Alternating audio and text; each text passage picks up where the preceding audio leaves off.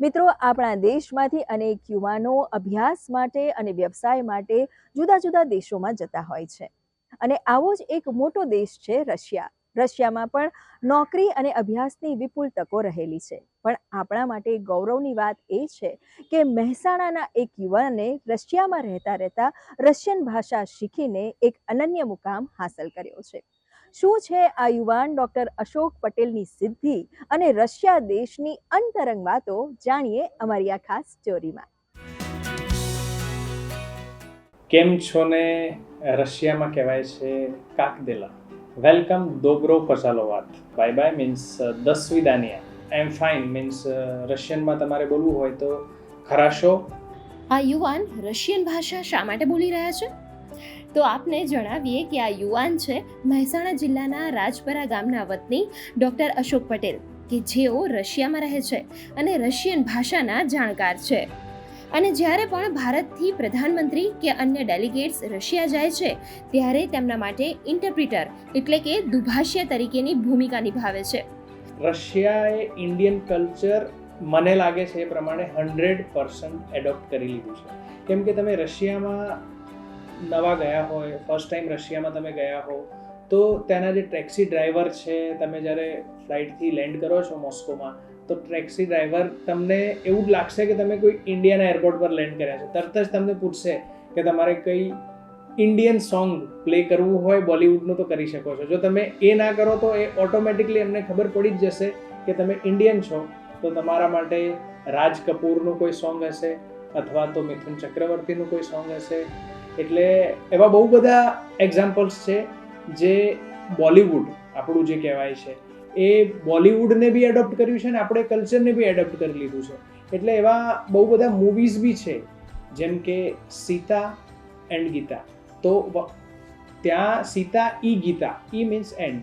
તો એ મૂવી રશિયામાં એક ચેનલ ચાલુ થઈ છે, ઇન્ડિસ્કી Kino. ઇન્ડિસ્કી Kino means Indian film. એવી એક રશિયન ચેનલ ત્યાં રશિયામાં હમણાં જ લોન્ચ થઈ. આપણા જેટલા બી ફેસ્ટિવલ છે, દરેક રિલિજિયસ ફેસ્ટિવલ, દરેક સ્ટેટના ફેસ્ટિવલ, જેમ કે દિવાળી, હોળી, ઈદ, બૈસાખી, આ બધા જ ફેસ્ટિવલ જ્યારે ઇન્ડિયન ડાયસ્પોરા સેલિબ્રેટ કરતું હોય છે ત્યારે એમને બહુ ઉત્સાહથી એ લોકો આવતા હોય છે, એમાં પાર્ટિસિપેટ કરતા હોય છે.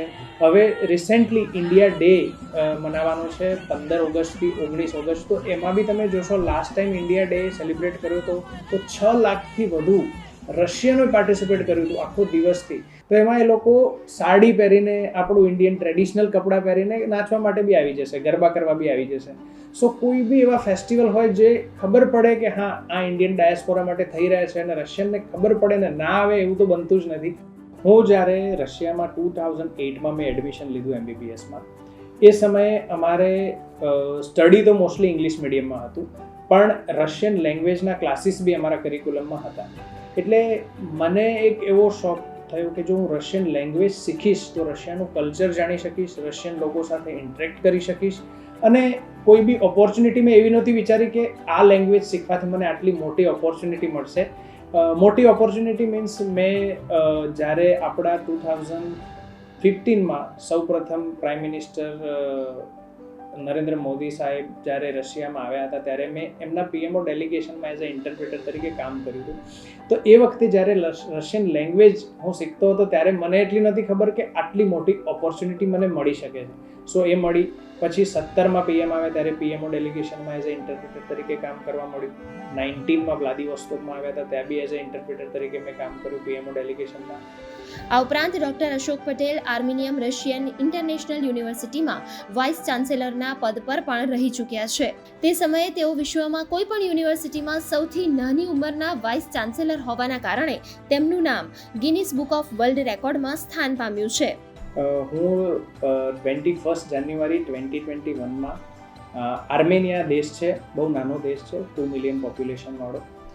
એ દેશમાં મને એઝ અ વાઇસ ચાન્સલર તરીકેની જ્યારે મારી પસંદગી થઈ ત્યારે મેં બી વિચાર્યું નહોતું કે મારો CV થોડો મેં એ રીતે સ્ટ્રોંગ કર્યો હતો, કેમ કે મારું MBBS રશિયાથી કર્યું, MD કર્યું, રિસર્ચ વર્ક કર્યું અને as a Indian student representative, international student adviser, આ બધા મેં કામ કર્યા.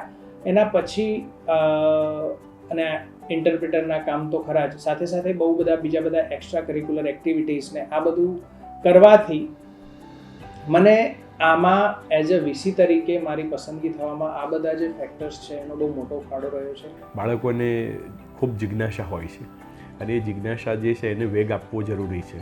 સારી બાબતો માટે વેગ આપવો એ ખૂબ જરૂરી બાબત છે અને ખરાબ બાબતો હોય તો એને આપણે અટકાવવી જોઈએ, પણ સારી બાબતોને ક્યારેય અટકાવવાની જરૂર નથી.